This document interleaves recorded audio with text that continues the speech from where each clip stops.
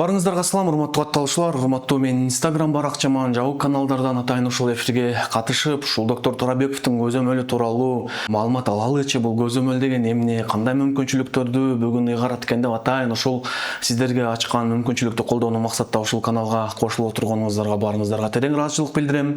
Бүгүнкү эфир бул жөн эле эфир эмес. Бүгүнкү эфирде сиздер менен биз өтө маанилүү темаларда сөз кылмакчыбыз. Саламатсызбы? Саламатсызбы, сизди угуп атабыз. Эки суроом бар эле. Негизи балам азыр сизде жөтөл деген өзүм врач менен катталган. Мен көрүп жөтөлдү, балам жөтөлдү көрбүттү. Анан бир аз түшүнбөй калдым да, кантип жөтөлдү айырмалап 19 түрдө болот дедиңиз, ошону түшүнбөй калдым.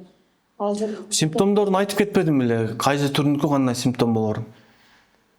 мурда кичине агылып, маңгасы көмкөк болуп чыгып атат, бирок кайсыга текшерүүгө өтүштү билбей калдым да.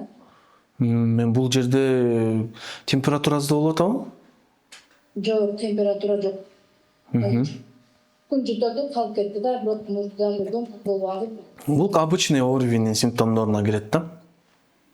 Бул жерде просто симптоматическое лечение, как раз ошо өзүм врачмын дегенде тумоодон сактанабыз деген жанагы бар.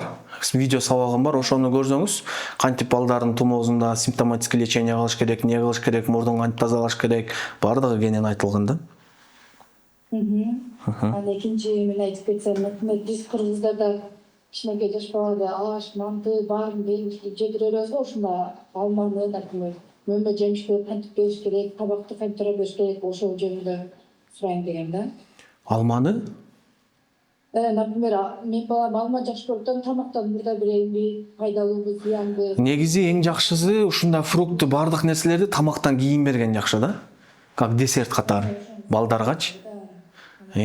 Анан перекус деген түшүнүк бар. Перекус учурунда балага банан, алма берип койсоңуз, эч маселе, ал тамак менен байланышы деле жок да.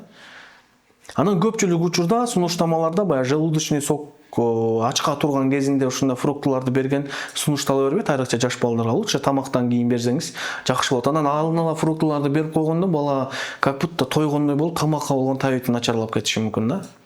Ушундай случай. Анан кийин кезип бергенде ошол баланын жегенине жеңил кылып, ыңгайлуу кылып, кооз кылып кезип берсеңиз ошол жетиштүү болот. Рахмат.